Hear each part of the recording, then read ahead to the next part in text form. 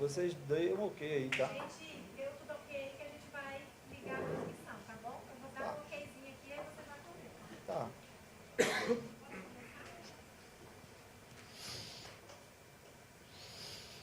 Bem, boa tarde a todos e todas que estão nos acompanhando aqui.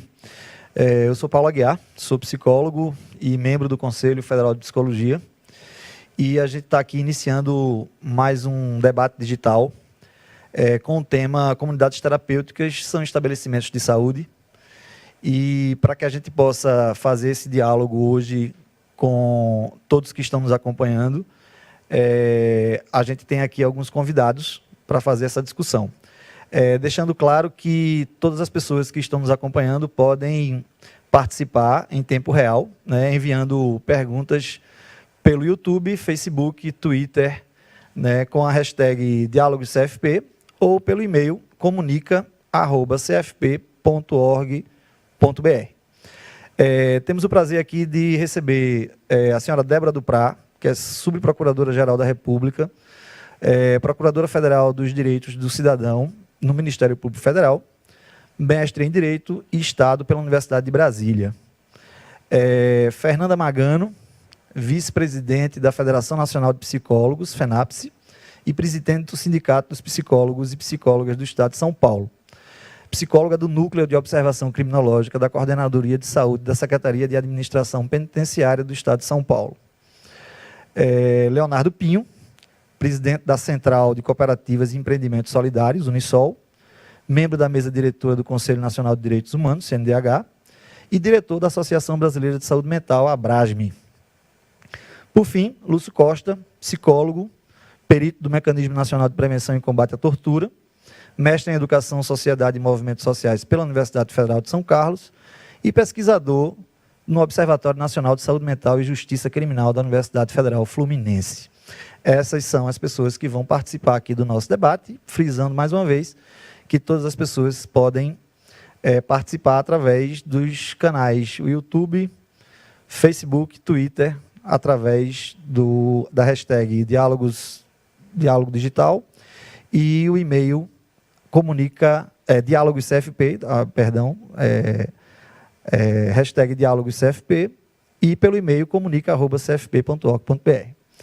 Bem, a dinâmica, a gente vai passar a palavra para os debatedores, mas eu gostaria de iniciar trazendo uma reflexão para provocar, né, esse debate, que o uso de drogas sempre fez parte, né, de toda a história da humanidade, né? A gente, enquanto sociedade, sempre usou substâncias que alteram a nossa consciência e que, por conta desse uso, algumas pessoas desenvolvem problemas com a questão do uso de drogas, né? E, a partir disso, trazendo aqui para a nossa realidade no Brasil, torna-se um grande problema, né, essa questão da dependência, do problema do uso, e requer ações, né, do Estado, enquanto garantia, né, na Constituição de que a saúde é um direito de todo cidadão e um dever do Estado. Então, o Estado vai desenvolver ações de cuidado, né, em relação à saúde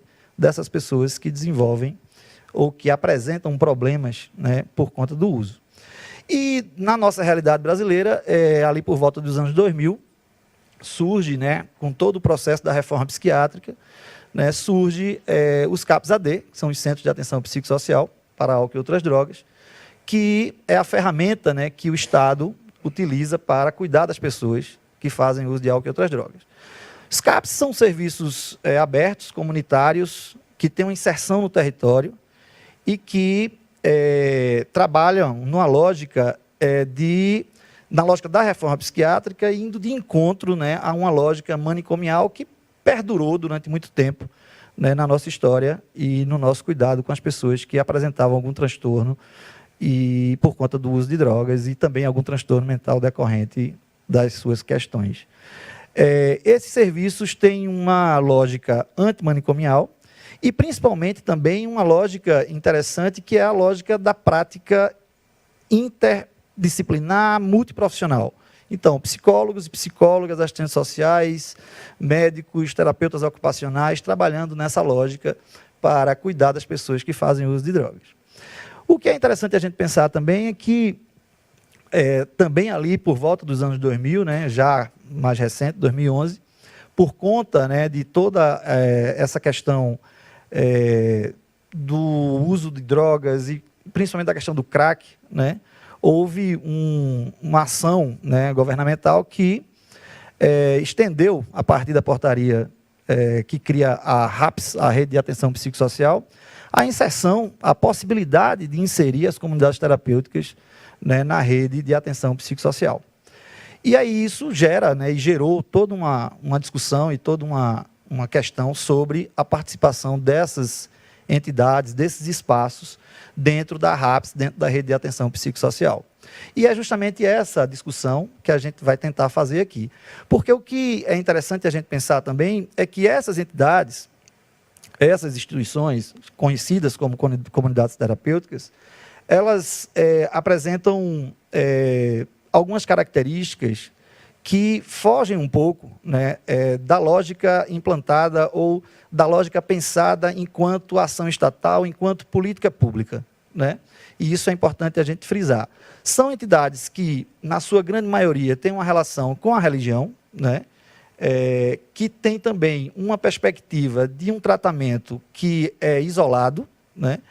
E foge também, né, à questão da política pública enquanto lógica manicomial, antimanicomial e também a questão da participação de diversos profissionais no cuidado dos usuários. Então, isso é uma questão que a gente pensa e que a gente está sempre atento, né, nesse processo. E fica sempre também o questionamento: que tratamento é oferecido para essas pessoas que acessam essas determinadas entidades ou esses espaços? Que tratamento é oferecido para que não haja uma reprodução de uma lógica manicomial, né, e para principalmente também não haja violações de direitos desses usuários? Então, essa é uma grande discussão que a gente vem pensando, vem tratando, e a gente está aqui com essa mesa, com esse diálogo digital, para justamente fazer essa discussão. Eu não quero me estender, porque eu estou aqui como mediador, eu vou passar imediatamente a palavra para Léo Pinho fazer a sua explanação aqui e a gente ir dialogando. Sempre lembrando que todas as pessoas que estão nos assistindo podem nos acompanhar, enviar perguntas, participar através do YouTube. Temos um canal lá, Facebook, e o Twitter com a hashtag DiálogosCFP, ou pode enviar perguntas, questões, enfim, através do e-mail comunica@cfp.org.br. Obrigado, Paulo.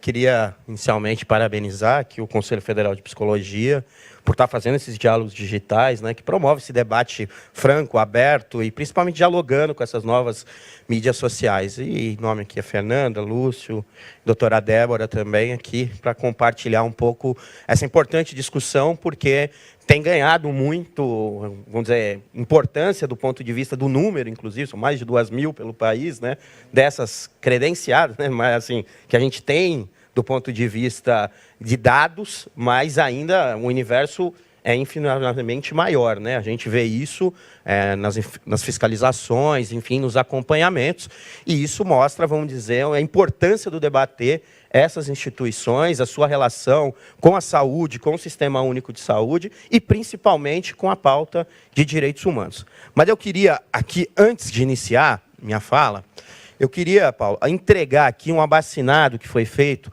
em defesa do Conselho Federal de Psicologia e da Lei 10.216, frente a uma nota de repúdio do primeiro Seminário Internacional sobre Drogas, né, realizado no Piauí, de 20 a 21 de julho, e que, na verdade, é um ataque ao CFP, né, que a gente escreve na nota, mas é principalmente contra a Lei 10.216, aonde as comunidades terapêuticas pedem tratamento diferenciado do que está previsto na lei brasileira e previsto nesse acúmulo de décadas da Lei 10.216. Então, são mais de 130 entidades, movimentos, organizações, grupos de pesquisa que querem declarar o seu apoio ao papel fiscalizador, ao papel, na verdade, de acompanhamento das práticas profissionais. Acho que a Fernanda também vai colocar um pouco isso, mas da importância desse acompanhamento do papel do psicólogo nessas instituições. Então, queria entregar aqui essa abaixo-assinada em apoio ao CFP e à Lei 10.216. Eu queria começar aqui, até porque nós vamos ter outros debatedores que vão pegando aspectos, mas o primeiro deles que eu queria colocar é afirmar que a ideia de comunidades terapêuticas está intimamente associado com a mudança de paradigma do tratamento psiquiátrico a nível mundial. Inclusive, desde o pós, dali da Segunda Guerra Mundial e no pós-guerra, começa um conjunto de experiências diferentes no mundo, tanto nos Estados Unidos, Inglaterra, França, Espanha, Itália, com nuances, com diferenças entre si, mas, essencialmente, eles questionavam esse lugar da psiquiatria e o lugar do hospital psiquiátrico como lugar de cuidado, de tratamento e, principalmente, uma reflexão sobre o papel dessas instituições. E as comunidades terapêuticas aparecem como uma alternativa à ideia do hospital psiquiátrico, do modelo da instituição total, dessa desassociação do usuário com a comunidade, com a cidade. Então, as primeiras, vamos dizer, ideias que a gente vai ver em Jones, em Menninger, nos Estados Unidos, ou Jones na Inglaterra, a comunidade terapêutica está associada com uma quebra, vamos dizer, com essa visão das instituições totais. E, principalmente, com a construção de vínculo com a comunidade, com as famílias e a criação de um novo papel do usuário, quebrando, inclusive, aquela hierarquia forte do hospital, do usuário, do paciente, e colocar ele como protagonista do seu projeto de vida, do seu projeto de reabilitação. Então, é nesse bojo, vamos dizer assim, que surgem as experiências das comunidades terapêuticas. E tem experiências fantásticas. Eu mesmo fui na Espanha, fui na Itália, agora no 3º Fórum Brasileiro de Direitos Humanos e Saúde Mental, que a gente fez na Universidade Federal de Santa Catarina, trouxemos experiências de comunidades terapêuticas, por exemplo, na Espanha, que, na verdade, até o pessoal no debate ficou chocado de olhar essas experiências, aonde os profissionais, na verdade, ali cumpriam um papel de promotores de autonomia, de vínculos, de construção de vínculos com as comunidades, com a cidade, com o território. Por que esse choque? Porque o que a gente assiste no Brasil de comunidades terapêuticas não vem de encontro a essa experiência internacional, a essa experiência de quebra de paradigma, vamos dizer assim, com as instituições totais, com essa quebra da internação como dispositivo central. A internação, na verdade, não está colocado nesse cenário, nessa visão das comunidades, e sim a ideia da reabilitação. No entanto, no Brasil, o que a gente começa a observar e vai vendo o crescimento, desde na década de 90, mas principalmente a partir dos anos 2000, como você colocou no início, é esse crescimento de instituições que tem como função central o dispositivo da internação e do isolamento social. Então, essas são as principais características que se mostram na experiência de comunidades terapêuticas aqui no Brasil, rompendo, inclusive, com essa tradição histórica, com essas experiências que haviam em outros países, com nuances. Tem gente que faz crítica, inclusive, que esses modelos não conseguiram romper totalmente, mas eles tinham como centralidade o vínculo com a família, o protagonismo, a produção de autonomia. E no Brasil, o que a gente vê são dispositivos voltados à resposta da internação como solução para os casos, especialmente, de álcool e drogas.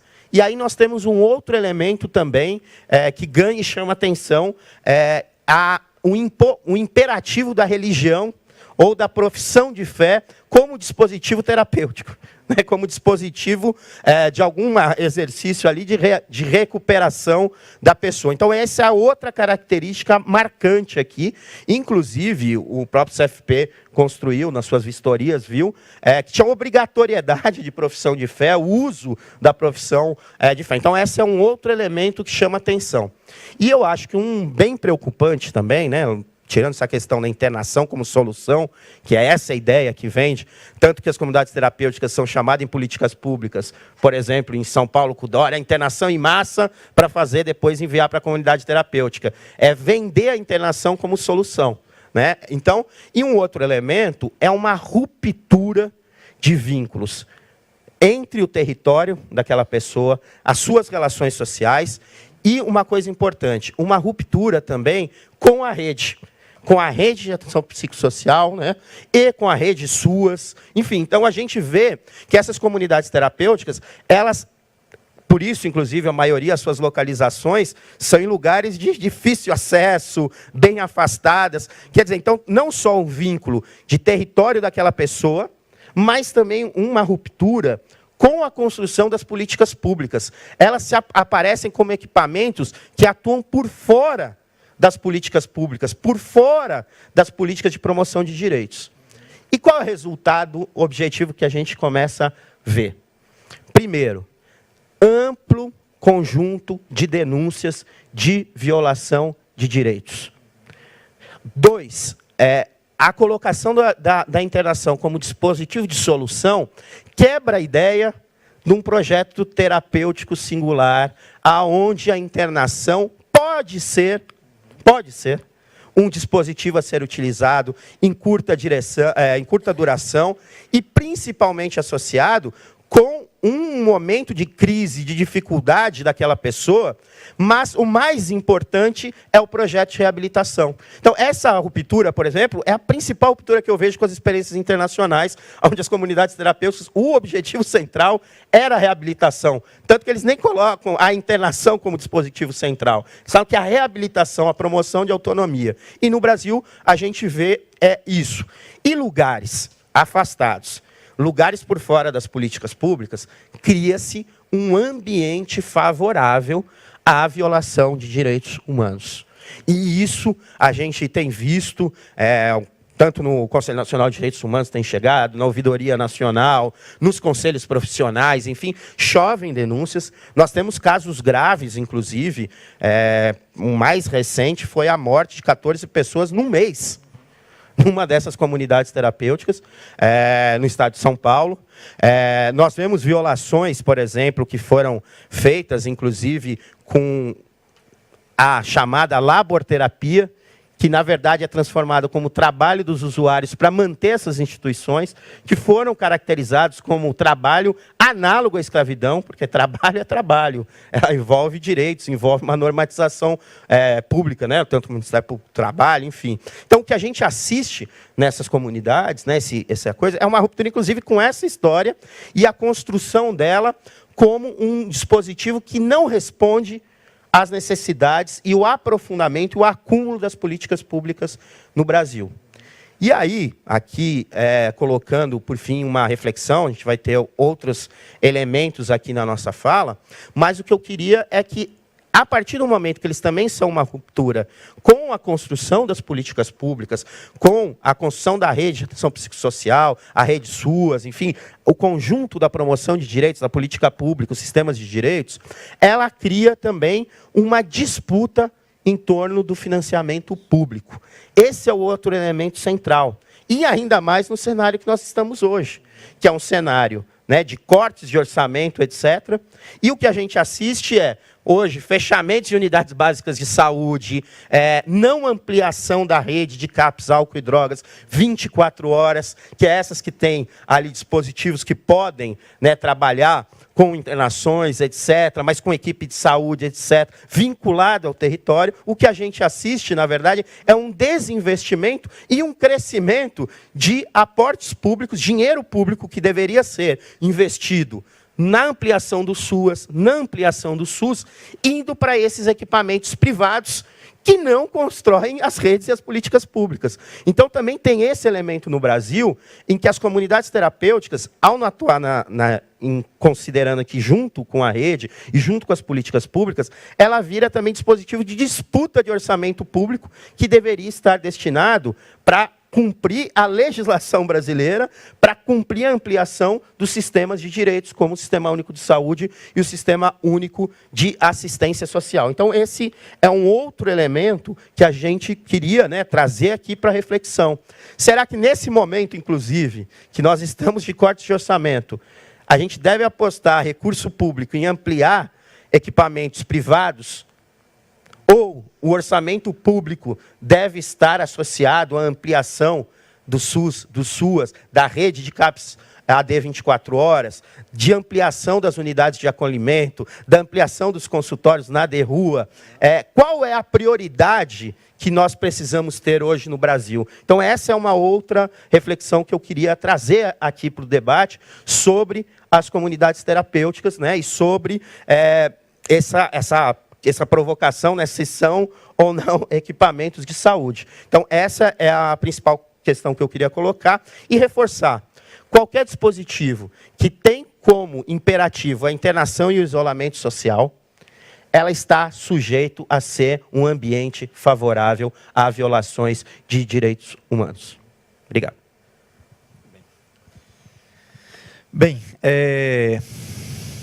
essa primeira fala aqui, né, de Léo, é muito provocativa, né, para a gente começar a pensar.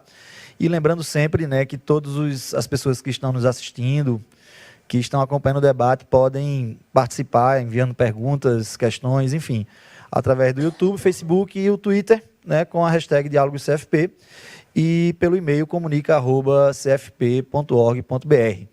Essa questão que o Léo traz é importante, né, e fundamental a gente pensar, que é uma disputa, né, por recursos públicos, né? Eu acho que isso é uma coisa muito importante, e a gente não pode desconsiderar isso. Isso é um viés importantíssimo, porque como há poucos recursos, né, diante de tantas questões que a gente vem vivendo de corte de orçamento, enfim, de PECs, da PEC 55 que foi aprovada, todo esse processo, há uma disputa aí por recursos públicos. E a outra questão também, que eu acho que é uma coisa importante que vale salientar, é a questão da singularidade do sujeito a partir da construção e de uma lógica, né, da política pública de priorizar a singularidade do sujeito a partir da construção de projetos terapêuticos singulares, projetos de cuidados que vão ser específicos e vão fazer sentido para cada usuário, para cada sujeito que acessa a política pública, enquanto que nesses espaços há uma possibilidade muito grande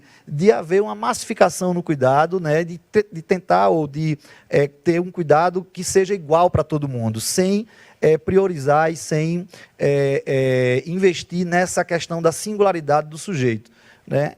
Então, isso é uma questão que é importante para a gente pensar. De imediato, eu passo a palavra para Lúcio fazer as suas considerações iniciais.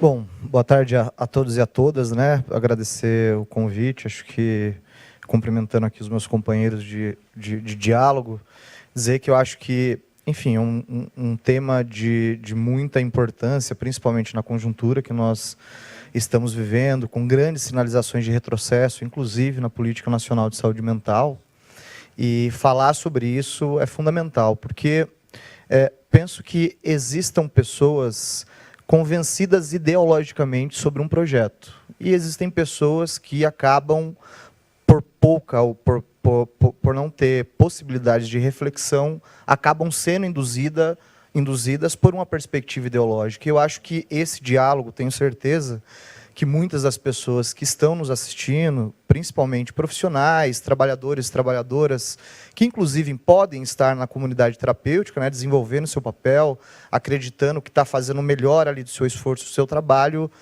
não tenha tido a oportunidade de refletir sobre uma outra perspectiva, que é o que nós estamos fazendo aqui, né? Então, esse diálogo é de fundamental importância pela reflexão. Então, só por isso já valeu essa propositura do Conselho Federal de Psicologia, e que muito tem atuado, né, de forma crítica, mas com um horizonte claro, que é a garantia de direitos, que é a construção de uma política pública que consiga, de fato, promover cuidado. Eu acho que esse é o debate central, né? Bom, acho que o Léo traz vários elementos que dariam um debate por si só a fala dele daria para a gente desdobrando e refletindo sobre uma série de coisas, mas eu queria acrescentar alguns elementos que eu acho que é importante a gente refletir aqui, né? Primeiro, dizer que existe como existiu também com as pessoas com transtornos mentais, existe a construção de uma imagem social sobre o usuário de droga, que é fundamental que a gente exercite a reflexão para começar a desconstruir, né? Como foi com a loucura no passado, era impensável imaginar, em um determinado período da nossa história, e diga-se de passagem, não muito longe, o Brasil viveu por 200 anos submetido a uma lógica psiquiátrica de segregação das pessoas, onde a sociedade tratava isso com uma naturalidade extrema. Ou seja, o lugar da loucura é no manicômio. E pensar a loucura no nosso meio, em meio aberto, estabelecer outras formas de cuidado com a pessoa tratada como louca, era impensável. Não fosse grupos organizados, familiares, as próprias pessoas que fazem o uso do serviço ou que ficaram segregadas, de reivindicar uma nova forma de olhar para um cuidado em saúde mental, teríamos até hoje os mais de 100 mil leitos em hospitais psiquiátricos que tínhamos na década de 80. Então, existe uma construção de um imaginário social sobre o usuário de droga, como foi com a loucura. Eu acho importante que a gente reflita sobre isso. A gente tem que desconstruir esse lugar onde, no imaginário social, encontra-se essa pessoa que faz uso de droga.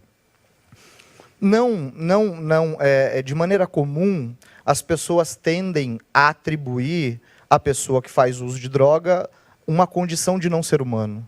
É natural você ver as pessoas sinalizarem para que, por exemplo, termos pejorativos como a pessoa que faz uso de crack é um zumbi. O que é um zumbi? Desprovido de vida, desprovido de desejo, de autonomia, de vontade.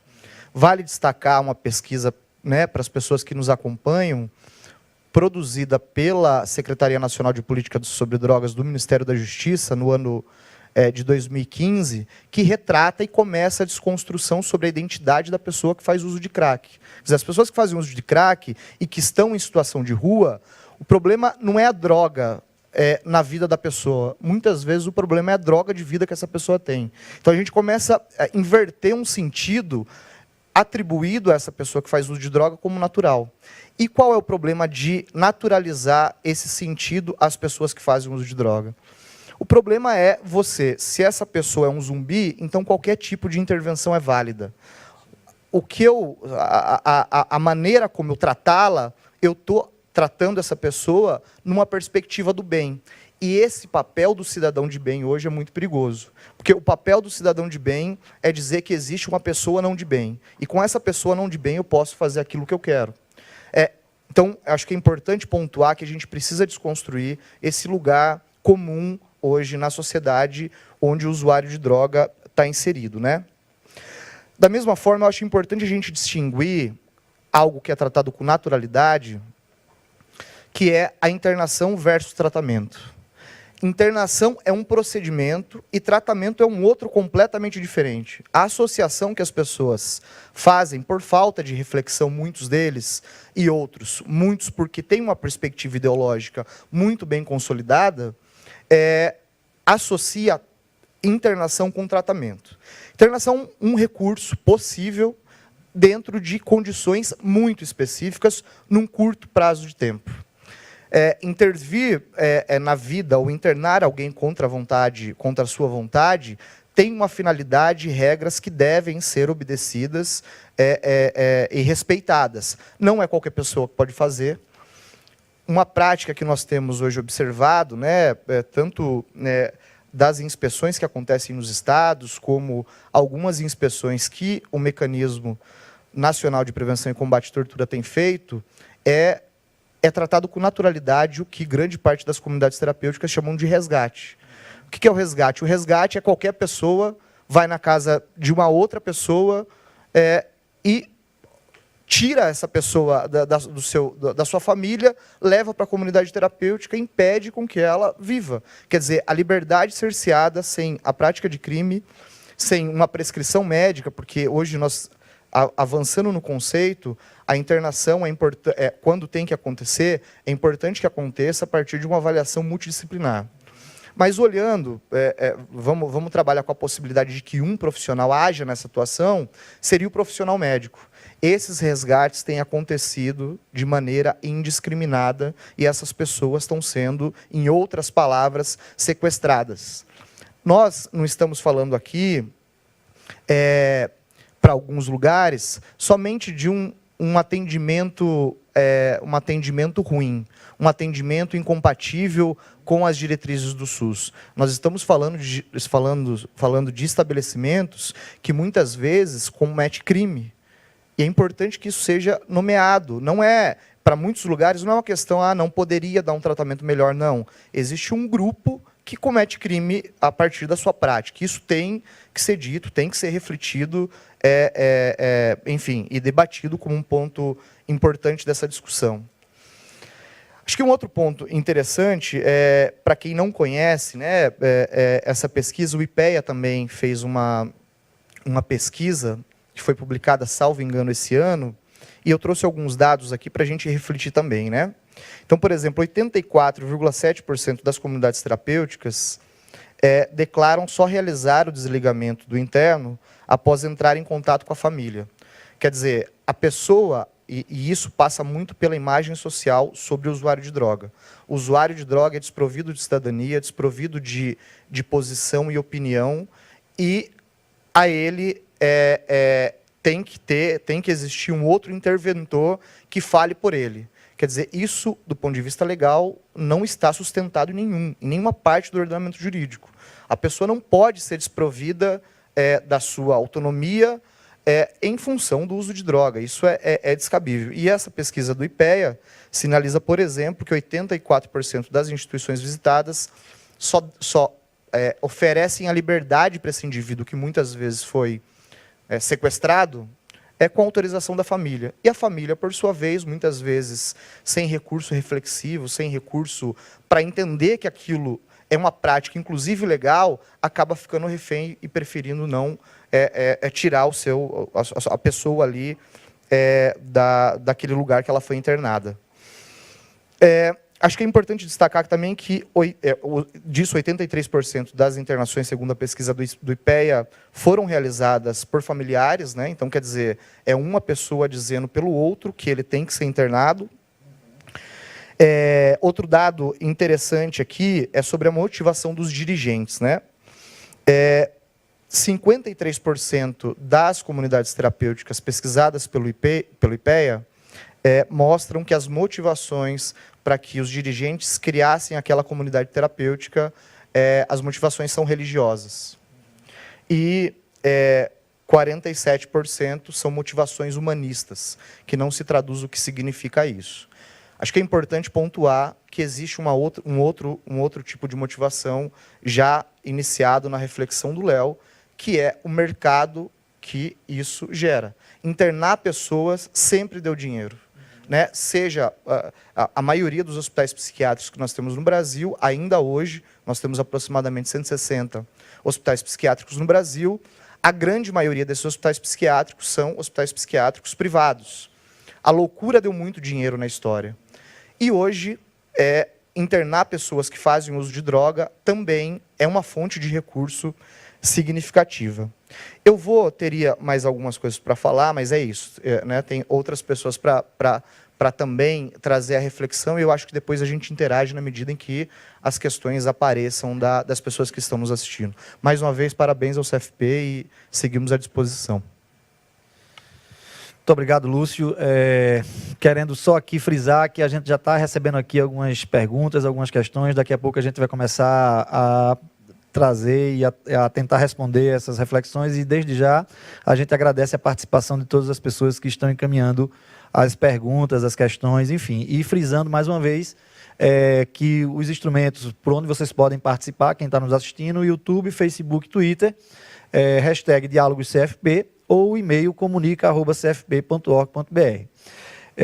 Eu acho que eu destaco na fala do Lúcio essa questão do imaginário social sobre o usuário de droga. Eu acho que isso é uma questão importantíssima, né, fundamental, e que a gente não pode, e aqui a gente precisa avançar também numa discussão sobre a questão do que é lícito e do que é ilícito em relação à questão das substâncias, porque isso vai colocar o usuário de drogas numa posição também pelo imaginário, né, numa construção do imaginário social, que aquele sujeito que faz uso de uma determinada substância que é ilícita, ele é mais marcado ainda do que o outro que faz o uso de uma substância lícita. Então, acho que essa discussão também, né, desse imaginário social, que passando pela licitude e ilicitude da substância, é uma coisa que a gente precisa também pensar, né? Então, acho que essa consideração de Lúcio aí sobre imaginário social é muito interessante.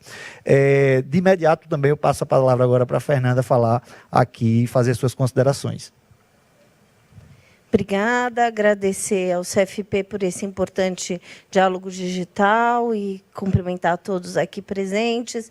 E do recorte de onde eu venho, que é o movimento sindical, é importante destacar o quanto é delicado os psicólogos e psicólogas se disporem a trabalhar nesses organismos chamados comunidades terapêuticas.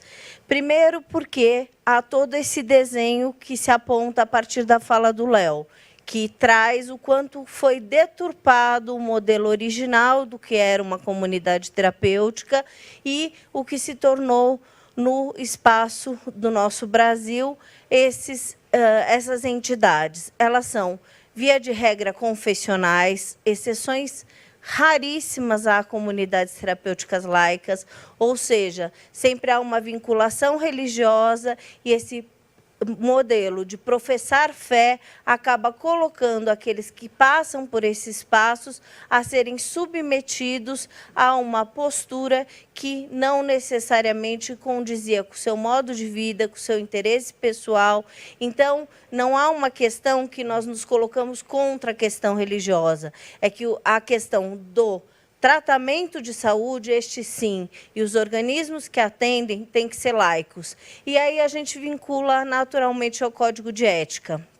A gente tem o nosso Código de Ética, nos seus princípios fundamentais, toda uma construção que vai apontando que esse profissional psicólogo tem que estar na defesa dos direitos humanos, que esse profissional psicólogo, no seu exercício profissional, tem que fazer um trabalho ligado à ciência e profissão, que essa relação do seu exercício profissional e de maneira alguma pode estar vinculada a conteúdos religiosos, e em seu artigo 2, em específico, vai colocar aquilo que é vedado ao profissional. E é vedado ao profissional se compatibilizar, aceitar e não denunciar, se manter em silêncio as situações de violação de direitos, a tortura, a questão da opressão e todas essas questões, como os que me antecederam declararam, vão aparecendo nas fiscalizações das comunidades terapêuticas. Então, há trabalho escravo, há obrigação de processar fé, há ausência de equipes de saúde, porque, tradicionalmente, a comunidade não é um equipamento de saúde e não aceitamos e não concordamos com essa portaria do final de 2016, que aponta a comunidade terapêutica como um organismo de saúde. Queremos marcar posição, que as comunidades terapêuticas não são, né? Elas são um engodo, são uma armadilha. Na sua maioria, inclusive, há exercício ilegal da profissão do psicólogo, há representantes das igrejas fazendo a função de profissionais de saúde. Então, muitos equívocos que são denunciados. Podem afirmar, não, eu sou ligado a uma que faz o trabalho certo. É a exceção à regra que só vai confirmar a regra, que por isso nos posicionamos contrariamente. E há toda uma complexidade hoje que precisa ser apontada aqui, né, de alterações que querem ser feitas a partir da lei da reforma psiquiátrica, que é de 2001, aonde tentam se ligar à questão de atribuições do SISNAD, do sistema de drogas, e da lei que estabeleceu o sistema de drogas no Brasil em 2006, tentando pegar alguns artifícios da SISNAD que apontam a questão do tratamento e que nunca foi implantado na sua forma, e tentando fazer um engodo e puxar para a internação e, muitas vezes, a internação compulsória, como foi citado aqui na fala dos que me antecederam, na perspectiva do que tem acontecido hoje em São Paulo, na ação da Prefeitura de São Paulo, do desmonte da chamada, então, Cracolândia. Então, queremos trazer aqui, para esse debate, alguns elementos para reflexão. Sim, precisamos ter mercado de trabalho, sim, precisamos trabalhar, mas é fundamental que a gente construa a defesa das políticas públicas, como o Paulo iniciou na sua fala, trazendo a questão das alterações na organização da atenção básica, a construção das redes de atenção, e uma delas é a rede de atenção psicossocial. Então, a partir de 2011, os CAPs, os Centros de Atenção Psicossocial, consultórios de rua, os SECOS, Centros de Comunitários, são todos colocados numa perspectiva da política específica de atenção à saúde mental e precisam ser considerados como caminho importante através aí dos CAPs específicos AD, álcool e drogas, para essa perspectiva de tratamento. Então, nossa defesa aqui é das políticas públicas. E esclarecer que hoje a gente, nesse governo temerário que está aí colocado, e esse desministro da Saúde, Ricardo Barros, que tem feito ações continuadas para o desmonte do Sistema Único de Saúde, vai puxando para uma privatização da saúde. E a perspectiva da comunidade terapêutica, por disputar o recurso público, como já foi dito aqui, vai fazendo esse caminho de uma saúde privada, e nessa perspectiva da comunidade terapêutica, não se trata a saúde. Eles se dizem de saúde, todavia, no entanto, eles fazem ações que são de violação de direitos. Queremos pontuar também que há, nessa disputa colocada pela questão hoje do Ministério do Desenvolvimento Social, o MDS, com o senhor Osmar Terra, que é um médico, defensor de comunidades terapêuticas, tentando vincular os recursos do SUAS, do Sistema Único de Assistência Social, e também os recursos da saúde para as comunidades terapêuticas, inclusive destacando no seu discurso uma defesa absolutamente equivocada de que o elemento principal da política deve ser a comunidade terapêutica e a questão da rede de atenção psicossocial ficar como um segundo elemento. Por que apontamos isso? Porque tramita no Congresso Nacional alterações nas legislações que tentam fazer a medida de internação compulsória que está presente na 11.216, como última medida, como uma medida primeira, de destaque.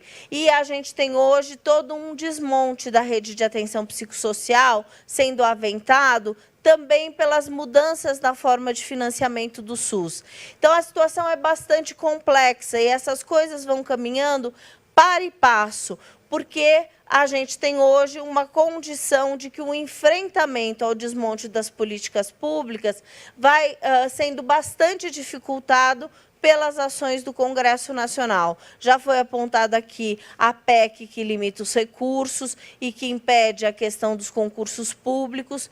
Então, a nossa defesa é como é que construímos as políticas públicas e pensamos toda a ação da defesa da psicologia pela garantia de direitos humanos e o atendimento em meio aberto e a construção da vinculação disso com o movimento da luta antimanicomial, e esse ano que completa aí a Carta de Bauru, 30 anos, né, onde foi cunhado esse tema no Brasil, e os trabalhadores e trabalhadoras começam a se identificar com essa questão e apontar, então, que a saída é a vinculação, a aproximação dos familiares, dos usuários e da sociedade no enfrentamento, porque as questões da saúde mental perpassam a questão de álcool e drogas também. E é esse elemento que a gente quer trazer aqui.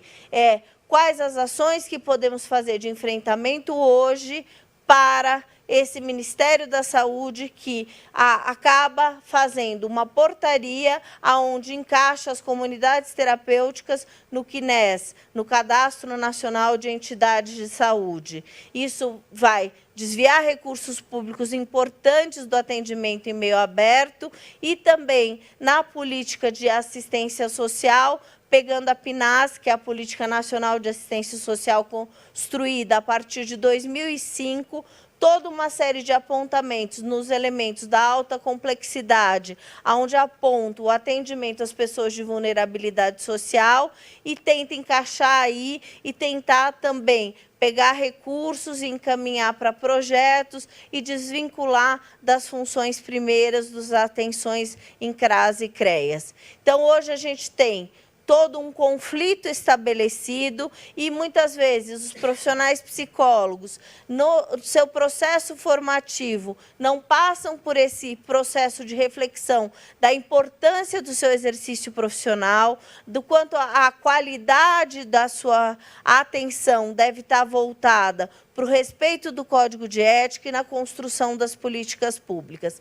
Então, esse também funciona como um alerta. Sim, queremos empregabilidade, sim, queremos estar no mercado de trabalho, mas a que preço? A preço de, depois, a posteriori, carregar uma denúncia de falta ética, de compactuar com situações de violência? Não, a gente é pela defesa do sistema de mecanismos contra a tortura, pela defesa da dignidade humana, e é esse o caminho que a gente quer apontar aqui no decorrer do nosso debate.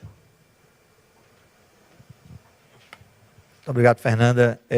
Acho que tem uma questão interessante aí na fala Fernanda, essa questão que toca, né, é a formação do psicólogo, né? Acho que isso é uma coisa importante para a gente pensar, né? Como é que a gente está formando os profissionais, né, nas faculdades, nas universidades? A gente tem discutido essa questão do direito humano na formação do profissional. A gente tem discutido essa questão de redução de danos na formação do profissional. Então, a gente tem discutido o que é política pública, né, como espaço de atuação profissional no processo de formação. Isso é uma questão que é importante a gente pensar, porque isso qualifica a nossa formação e qualifica também o debate e provoca no estudante, no futuro profissional, uma construção e uma condição crítica da sua prática, né? Então, acho que isso é uma coisa importante para a gente refletir.